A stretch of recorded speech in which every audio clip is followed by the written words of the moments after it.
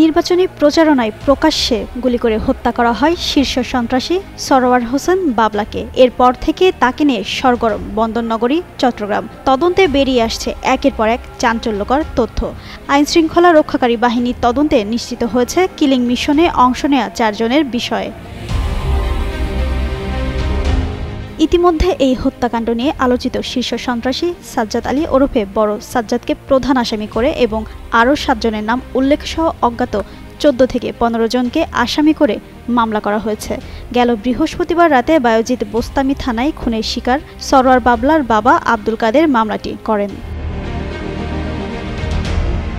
Police বলছে 2 যুগ ধরে বিদেশে বসে চট্টগ্রামের অপরাধ জগৎ নিয়ন্ত্রণ করছে পুলিশের তালিকাভুক্ত শীর্ষ সন্ত্রাসী বড় সাজ্জাদ। তার পরিকল্পনায় নানা অপরাধমূলক কর্মকাণ্ড চলছে। এদিকে চট্টগ্রাম মেট্রোপলিটন পুলিশের একজন ঊর্ধ্বতন কর্মকর্তা জানান, সামাজিক যোগাযোগ মাধ্যমে ভাইরাল হওয়া ভিডিওতে দেখা গেছে সরওয়ারকে খুব কাছ থেকে গুলি করা হয়েছে।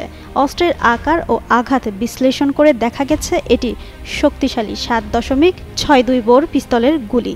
এটি অত্যন্ত শক্তিশালী ও নিখুঁতভাবে লক্ষ্যবস্তুতে আঘাত হানতে সক্ষম। প্রথম 3টি গুলি করার পর মাটিতে লুটিয়ে পড়েন বাবলা। পরে আরও কয়েক রাউন্ড গুলি করে ঘটনাস্থলে তার মৃত্যু নিশ্চিত করে খুনিরা।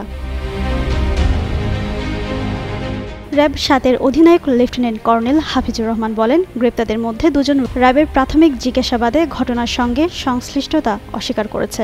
তবে সন্ত্রাসী সাজ্জাদ আলী সহ মামলার অন্য আসামিদের সঙ্গে চলাফেরা রয়েছে বলেও তারা জানিয়েছেন। তাদের কাছ থেকে বিস্তারিত তথ্য জানতে রিমান্ডের প্রয়োজন রয়েছে। বুধবার সন্ধ্যায় চট্টগ্রামের বায়েজিদ বোস্তামি থানার চালিতাতলী এলাকায় বিএনপি প্রার্থী এরশাদুল্লাহর গণসংযোগে প্রকাশ্যে বাবলাকে গুলি করে হত্যা করা হয়। এ সময় গুলিবিদ্ধ হন চট্টগ্রাম 8 আসনের প্রার্থী এরশাদুল্লাহ। তার শারীরিক অবস্থার অবনতি হওয়ায় ঢাকার একটি বেসরকারি হাসপাতালে ভর্তি করা হয়েছে। জিনাত আরা ঋতু, যুগান্ত নিউজ।